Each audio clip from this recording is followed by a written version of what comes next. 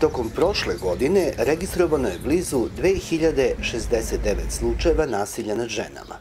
Beleži se i povećan broj poziva na SOS telefon.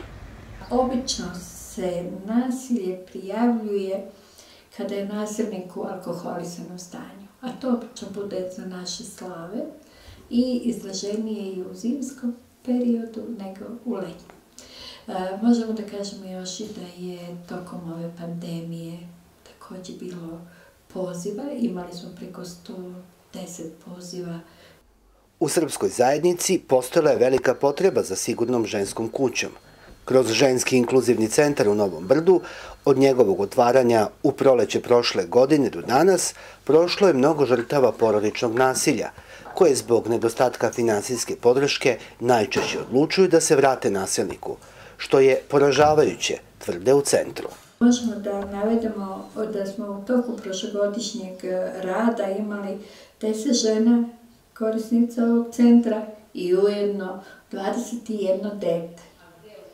Sad vi vidite koliki je broj dece koja posmatraju, koji su svedoci tog nasilja u porodici, a ujedno i žene koje su izložene maltretiranju i fizičkom nasilju, da su ipak odlučile da prijave nasilje ili Centru za socijalni rad ili Kosovskoj policiji.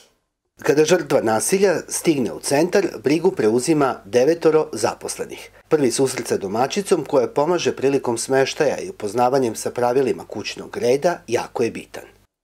Prvi kontakt žrtva bukvalno ima sa nama ovde.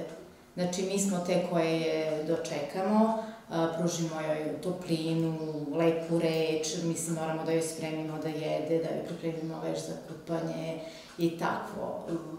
Trudimo se da budemo nasmejane, znači da ne pričamo o njenim problemima i kasnije onda dolazi psiholog, pravnik, šta već je ženi potrebno. Osim zaštite, centar omogućava da žena stekne znanje iz oblasti rada na računaru, ali i znanje o krojenju, šivenju, vezu, izradi ukrasa, manikira ili frizerskom zanatu, kako bi ekonomski mogla da se osamostali i zarađuje.